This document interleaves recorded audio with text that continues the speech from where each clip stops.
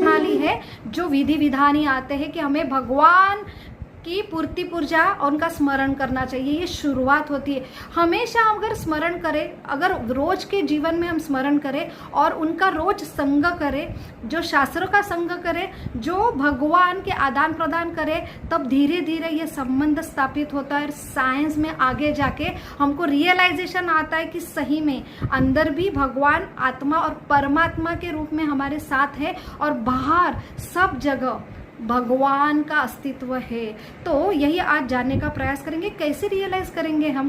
तो एक विधि है जिससे शुरुआत होती है, लेकिन हम अभी यहाँ पे जानने का प्रयास करेंगे कि सारे लोग हम आनंद की खुशी में, लेकिन एक रहता है सेंसेस द्वारा आनंद, जो हम क्या करते हैं, एक जैसे जीवा पे आप कुछ डालते तो वो सेंसेस का आनंद है। कान से सुनते हैं, आंखों से देखते हैं, स्पर्श से क्या अनुभव करते हैं, ये तुरंत क्विक हमें क्या देता है, अनुभूति देता है। इसलिए हमको तुरंत उसके ऊपर 100% विश्वास आता है कि ये आनंद है। लेकिन हमें शास्त्र बार बार बोलता है आध्यात्मिक आत्मा परमात्मा का आनंद दिव्य है, बहुत मधुर है, लेकिन हमें तो आता नहीं। भगवान की कथा में इतना अनुभव नहीं आता है, रस नहीं आता है, और भगवान के नाम में भी रस नहीं आता है। तो उसकी क्या वजह है? तो ये है एक नीचा आनंद, जो सेंसेस का आनंद है वो कोई भी चख सकता है, वो इजीली हम क्या कर सकते हैं, परसेप्ट कर सकते हैं, उसका रियलाइजेशन करते हैं। लेकिन थोड़ा सा ऊंचा आनंद है, वो इजीली जितना मिलता है सेंसेस का आनंद, लेकिन उतने ही जल्दी वो छीन लेता है, और बल्कि उसका जो प्रवास है शुरू में आनंद, लेकिन बाद में दुखदाई होता है। इसलिए सेंसेस हम एंजॉय करते हैं, कितना खा सकते हैं, एक रसगुल्ला 10-20, उसके बाद उल्टी होती है, इनडाइजेशन होते हैं, हम बीमार पड़ते। तो सेंसेस का एंजॉय जल्दी मिलता है, लेकिन उसके बाद बहुत फ्रस्ट्रेशन होता है, बल्कि उसका एंड दुखदायी होता है। सेंसेस बीमार होते हैं और वो तकलीफ देने लगते हैं, और उसके बाद हम एंजॉय भी नहीं कर सकते। तो दूसरा आनंद रहता है मन का आनंद। तो मन का आनंद है कि थोड़ा सेंसेस के ऊपर मन के द्वारा हम अगर अच्छी मूवी देखें, हमको मन चाहे हम गाना सुने, तो वहाँ पे हमको एकदम थोड़ा सा मन का थोड़ा सुपीरियर आनंद है, और वो थोड़ा मिलने में हमको चॉइस हॉबी बनानी पड़ती है, फिर हमको अच्छा लगता है। लेकिन थोड़ा टाइम लगता है, लेकिन वो उसका आनंद थोड़ा दीर्घ स्वरूप का रहता है। लेकिन उसके बाद भी 3-4-5 घंटे के बाद हम कंटिन्यू नहीं सुन सकते, नहीं मूवी देख सकते, उसके बाद भी हेडेक होता है, तो वो भी लिमिटेशन है। उसके बाद बुद्धि का आनंद है।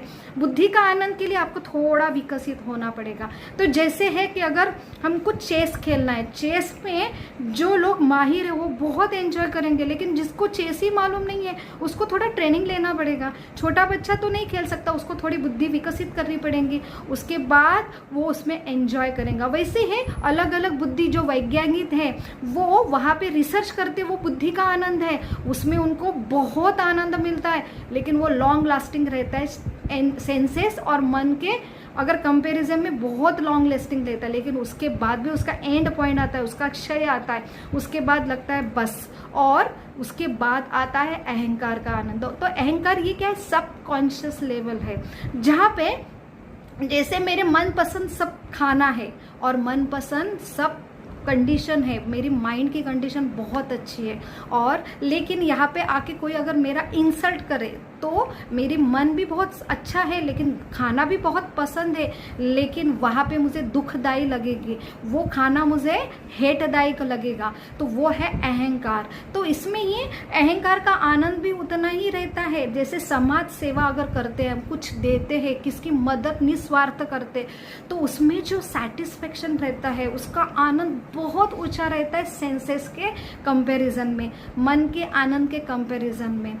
लेकिन और उसकी भी लिमिटेशन होती है कि जैसे हमारी ये बॉडी, हमारी आइडेंटिटी चली जाती है, उसके बाद वो आनंद क्या होता है, क्षय होता है। तो ऐसा क्या आनंद है जो क्षय नहीं होता है? तो वो है आत्मा का आनंद। जैसे ये छोटे, जितने छोटे आनंद है वो जितने इजीली मिलते हैं, उतना ऊंचा आनंद प्राप्त करने के लिए विधि बड़ी रहती है। उसके लिए आपको क्या तपस्या करनी पड़ेगी, कुछ नियम फॉलो करनी पड़ेंगी।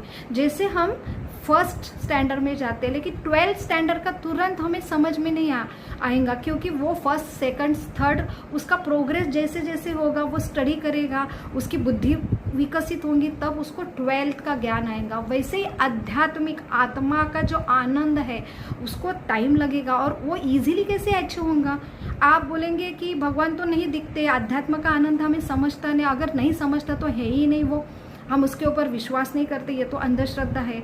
लेकिन ये एक विज्ञान है और उसके लिए आपको सही विधि करना पड़ेगा। उसके लिए ज्ञान है, तप है, दान है, और ऐसी विशिष्ट तिथि की अगर शुरुआत करें तो उसकी क्या होती, अनुभूति होती है। लेकिन उसके लिए आपको रोज प्रयास करना पड़ेगा। जैसे स्कूल में रोज जाते हैं, हमें नियम फॉलो करना पड़ता है, कुछ होमवर्क रहता है, तभी हमारी बुद्धि विकसित होती है। तो ये बुद्धि नीचे का स्तर है, उसके ऊपर सबकॉन्शियस लेवल है, उसके बाद आत्मा, उसके बाद परमात्मा का आनंद है।